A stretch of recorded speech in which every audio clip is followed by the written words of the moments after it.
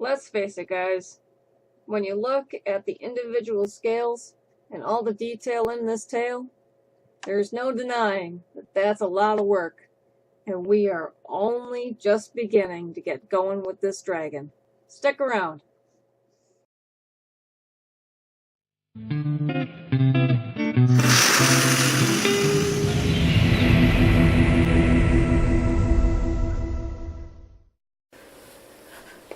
Okay, so before I get too far into this, this is the consistency that I'm using for my wallpaper paste, like way thicker than an actual person who's laying wallpaper want to do.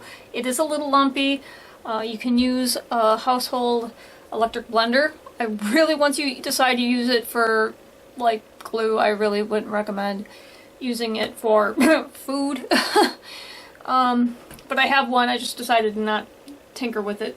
But it's a really thick mixture, and again, this is only going to last for about 24 hours before it breaks down. It's no longer glue, it's just blah. So, yep. So I've categorized my papers into different sizes so that when I'm reaching for them it goes real quick. And another thing I want to bring up is that the glue itself is going to bond to itself. So it's going to seep into the paper, and then the paper is going to be real pliable, but the glue is going to want to grab to itself. It might not necessarily grab to your form, so bear that in mind, that you're going to want a lot of layers of your paper, mostly just so it can grab onto itself. That's it.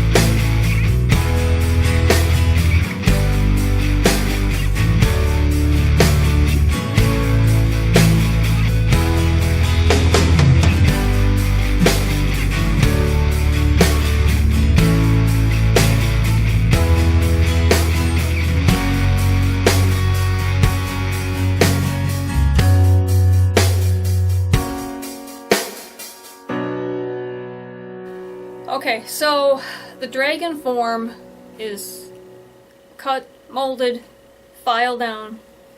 It's wrapped up in paper mache. It is now drying and setting. We're going to give it 2 days to do that.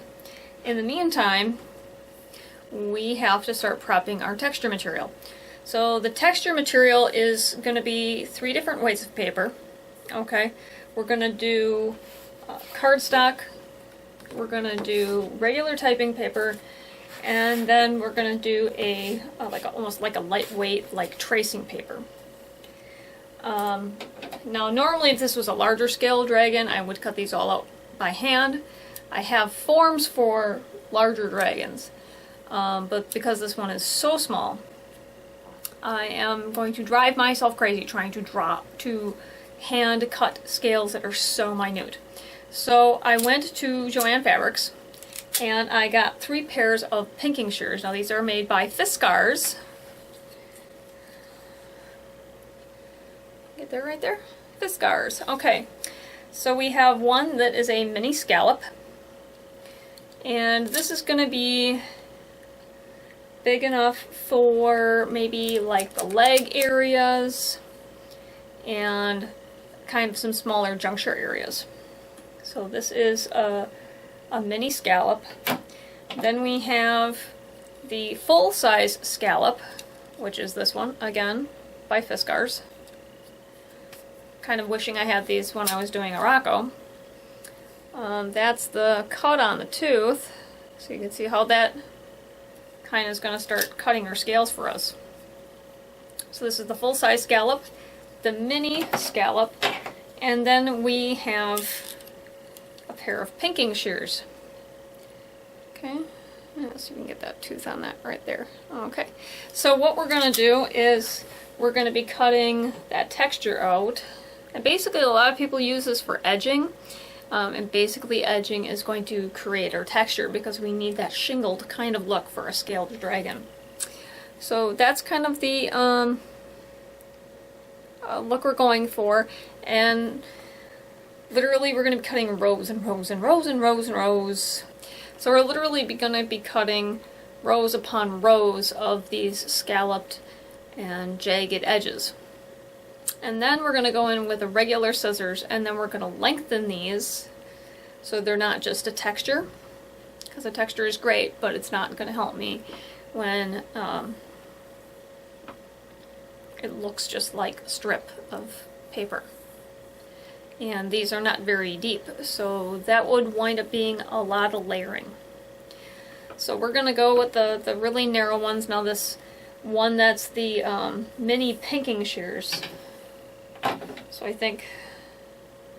I believe this one is the, okay, so this is the mini pinking shears. Okay. And then I think this one's the mini scallop. And then this is the full-size scallop. So these are some really small scales that we're going to be putting on this. I think I'm going to just use the mini pinking scale size for maybe like around the muzzle and around the feet. And then maybe in some really tight areas, like maybe on the end of the tail. So that's 3 sizes of scales, but we're not done there, because we also need belly plate scales. We need ones that are about that wide to go up belly. And then we're going to want some dorsal scales. So those are going to be, let's take a look at our full size. Okay, so they're going to probably be about 1.5 wide as these, because these are going to be, this full size scallop is going to be about for like the side, the thigh area, and the side of the chest area. But those dorsal those dorsal plates are going to be really heavy plates. So for those, we're going to be using poster board to get that really heavy plated look. And those are going to go all the way up the back of the neck, and that's going to kind of create this ridge. You'll see it when I'm done. So that's going to be the project for the next couple of days. And because these are so short and I don't want them doubling up, the actual sheets of scales are actually only going to be about 3.5 inches wide. So I'm going to be watching a lot of TV, and yeah, at least I'm not cutting these out by hand. Okay guys, so we have our dragon. We paper mache'd his body form so all of his sections come together smoothly. So we have our body form right here. So all of this is foam core and our mount, and it's got wire and wood in it to help stabilize it and hold it together. So then there was a coat of latex paint that went over this to seal in the foam and kind of create a barrier. And then we put some shredded newspaper over that. That kind of came up with our paper mache form, so this all looks like it was one big piece. Of course, you guys know if you've been watching the series that it's not. It's a bunch of small pieces all kind of hooked together. And then we need to seal that again. So there's a second layer of latex paint on here. And now we need to start scaling. Now scaling is going to be what gives this thing a lot of texture and a lot of character. And scaling can be really tedious and time consuming, and depending on what method you use can potentially give you carpal tunnel. I'm not even going to lie about that. When I made Araco, who is my really big Greater Siberia mountain dragon, the one that's 20 feet long and has that 18-foot wingspan. We'll move on to him in a minute. I cut scales for something close to 2.5 years.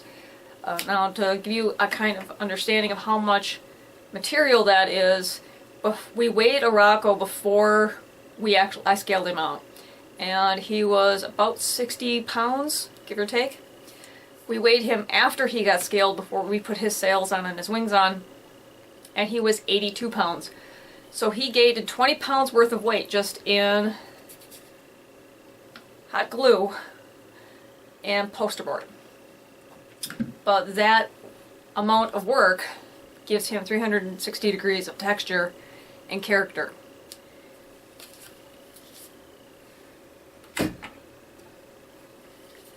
So the scaling is going to really help give this guy texture.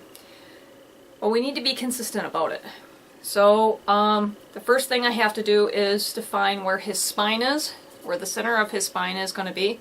So if you take a look, hopefully the camera will show it, there is a line of graphite here that goes all the way down the center of this dragon. I don't even know if the camera's going to show that.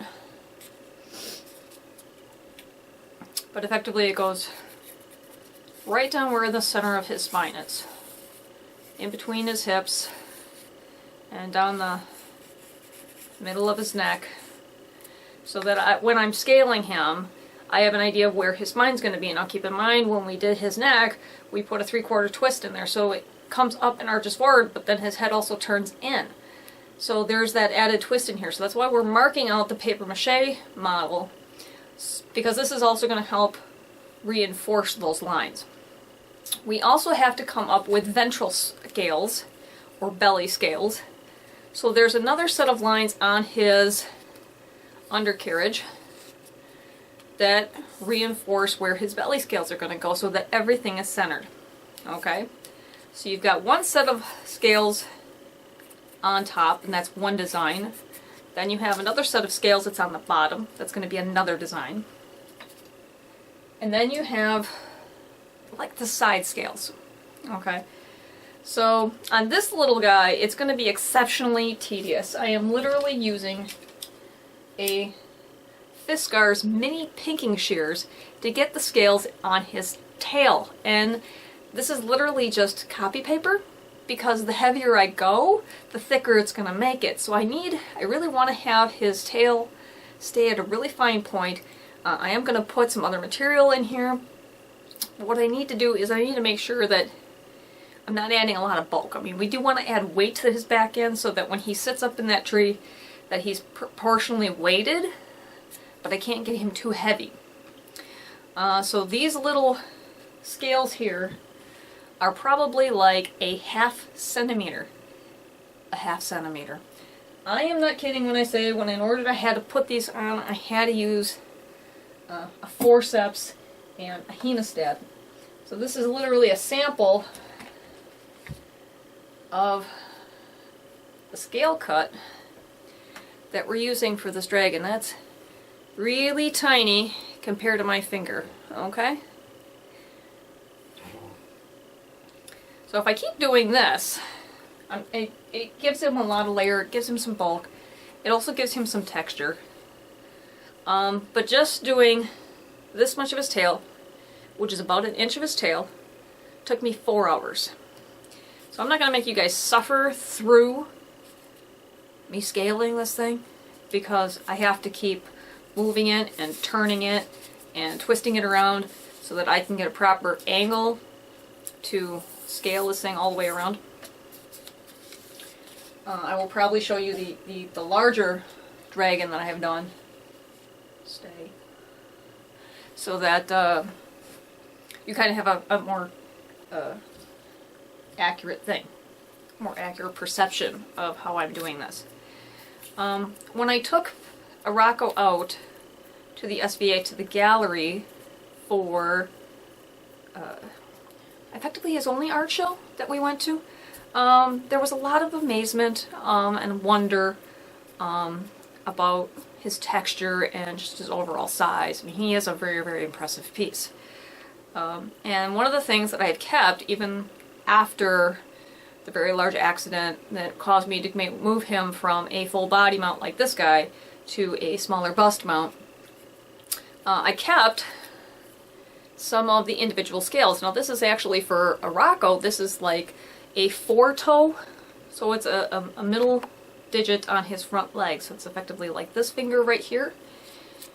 That's how big his foot was. His front feet were 17 inches from like here to here. It was, he's a big guy. And so I brought this as kind of a sample because everybody asked how I did his scaling, and so this is kind of a nice piece.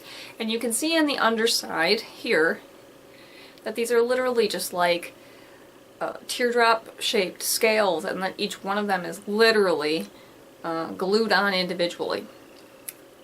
Laying in scales on a dragon, whether it's going to be this little guy or a big guy like a Rocco, is a lot like laying roofing. And doing roofing and laying down shingles on a roof. You lay down one layer and then you have to lay down the other layer, the next layer, kind of off-center from that one, and then kind of go back and forth till you cover the whole dragon. Now, unlike how you would do a roof, or you have all of your shingles are the same size, in order to convey proper mass and weight and movement, you have to have different sized scales. So with a Rocco, we have scales that are this big and scales that are this big, and we have other scales that are this big, and these are all for different sections of that dragon. And then we also have, these are his belly plates, so they're like this shape. Okay, so these are, I literally have 5 different size breastplates and belly plates, and they all have kind of this spike in them. And then we have his dorsal plates, the ones that are up on his back, and I literally have a bag of them left. And they're all different shapes, so in order to get this to kind of look and make sense, how something like this can make an actual plate and it's not just some weird shape, because this, like this, just, it's not all that impressive. It doesn't look all that impressive, but let's move in the other room and I'll show you how we take these plates and we're going to turn them into something that's going to look far more fantastic than just a couple of pieces of paper, okay? So this is a Rocco as he exists today. Now he was, in his heyday, 20 feet long and 18 feet wide. And those scales that I showed you before are the exact same forms that I used to create all these scales. Now we're going to go in, we're going to zoom in on his face real quick. Okay. So those scales right there really define how a shape that's kind of formed to be more of a 3D model can really have an impact on the lines that are formed around the face. So these are literally more like teardrop shapes that have a little bit of a long tip on them, and then I just squeezed them together and layered them down. Now in between those layers you have these round scales, and they of course layer down into bigger scales that come down around the mouth. So we're going to kind of do the same thing down his dorsal and down the ventral part of this little Great Lakes dragon. You kind of see how, like, now they get a little bigger, but then you kind of get into a Rocco's mane. Another really good example is these ventral scales right here, and how they really reinforce his ventral stack. Now, we do go from on a Rocco, and we're going to do the same thing with this little Great Lakes dragon. We do go from flat belly scales down into some ventral scales that kind of have that spike on them and really give him a very aggressive ventral profile.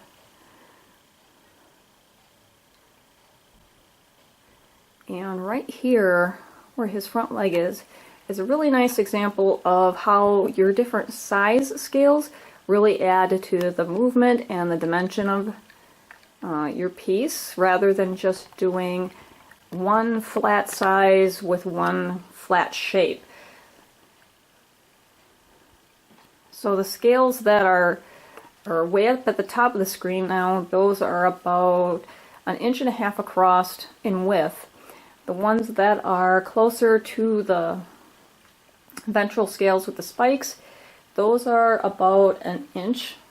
And then once you get down into this leg, they start to get into 1 inch and then even smaller. So you're talking 1/2 inch, and then once again you're getting into those spiky areas that are the larger plates. And these larger plates do a wonderful job of just defining those lines and defining those edges.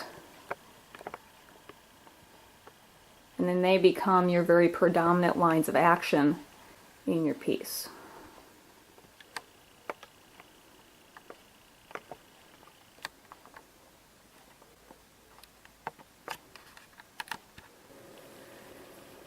So now the question becomes, how do you create these and how do you come up with them?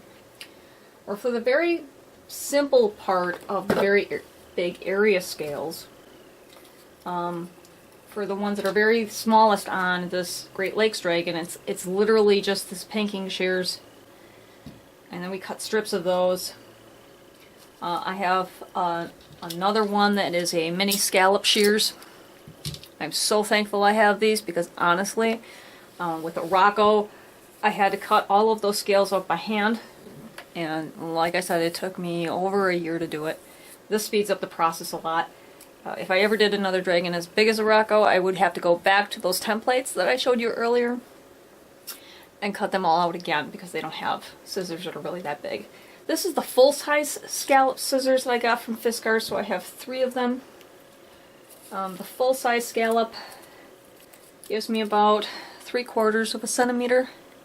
So what I did is, in order to get kind of the same template, we cut them, and then I just cut little slits in between so they act as individual ridges. And then literally what we will do is that they will layer down like this in order to kind of give that scaled effect.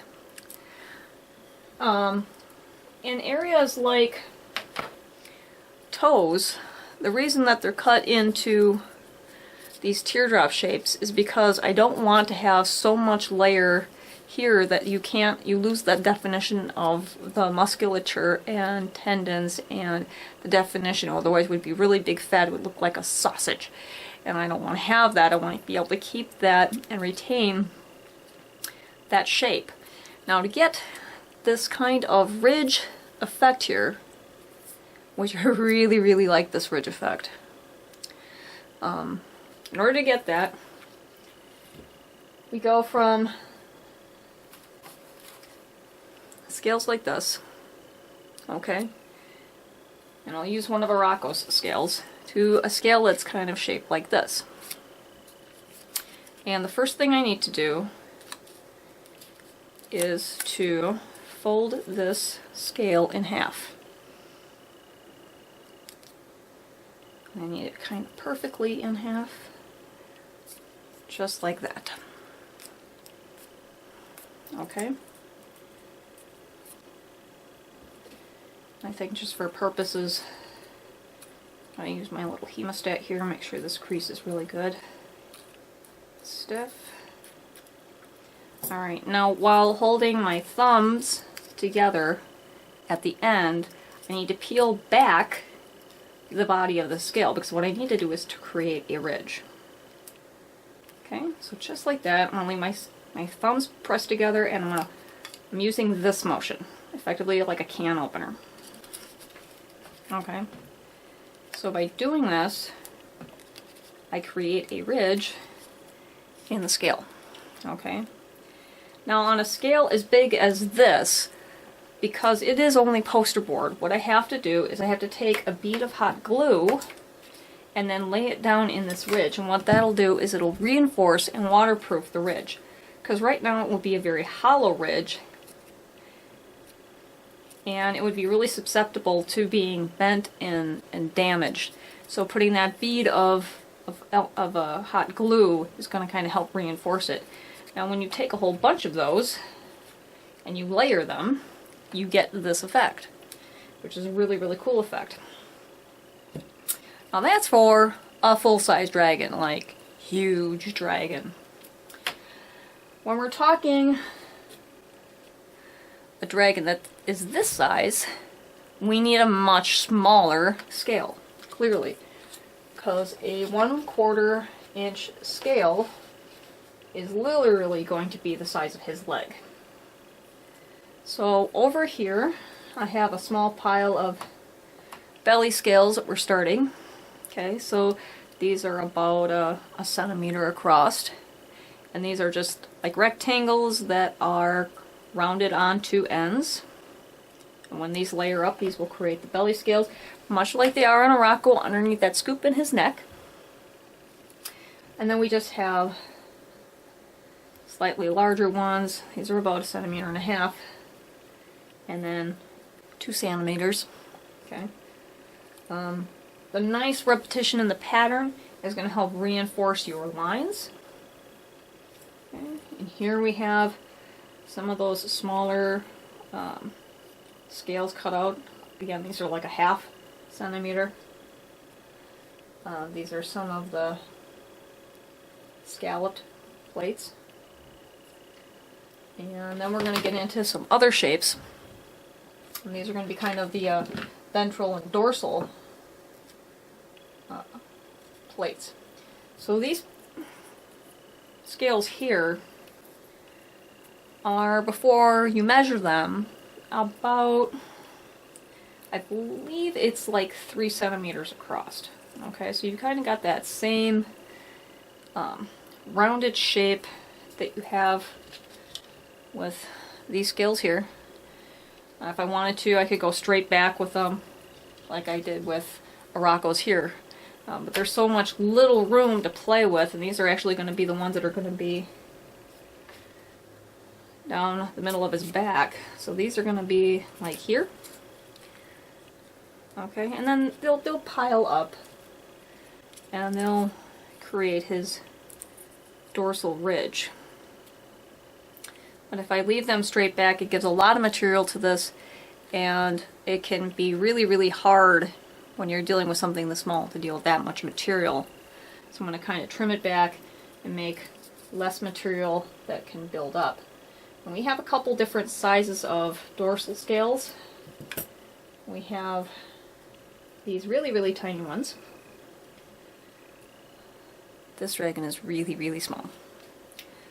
So these are about 1 centimeter across. These are really, really small. But these are also going to be the ones that are going to be down his neck and by his head. So those are really, really, really small. And then we go up to 1.5 centimeters. And those are going to be closer to his body. Make sure I'm in the shot here. These are going to be closer to his body. Whoops. And then we go up to, I think, a full centimeter. Yeah. Or, no, 2 centimeters. And we're getting down here. Oops. Getting down here. And then these full back ridges here. Now, there is a little bit of a trick once we get into some of these tight bending places where they are gonna layer up and they're not gonna be, each individual one is gonna create a spike, but that would naturally happen. So he's not gonna be spiny all over this area here where his back is arched. These are gonna have more prominent spines. Same thing here. His neck is obviously gonna be flat plated. This area here on the underside of his chest, the spikes are going to come out more here, and of course his belly, we're just going to put flat belly spikes. Now, I say all this because I'm going to save you guys the headache of watching me do probably what could be 100+ hours of scaling. It gets really repetitive, really, really boring. And I can't really shoot it very well because on this dragon this size, I have to constantly move it in order to get the scaling right. So somewhere around the point where the smallest belly scales only cover 1/4 of the diameter of the tail is when I'm going to start applying the belly scales. Okay, so I don't think it's going to let me focus in on that much. Well, yeah, it will. Okay, so you can see how these are literally the mini pinking shear scales, and once I get to this big scale here, I'm probably already going to be at the point where we're moving past the pinking shear scales into the next size, which is the mini scaler. And these are about 1.5 centimeters. And these will also move from the copy paper into a heavier weight paper. Now the belly scales are made with cardstock. I'm not really going to go into something as heavy as poster board, but another note that I want to make about using poster board with maybe a larger modeled dragon or a larger scaled dragon. With poster board, it depends on what manufacturer it comes from.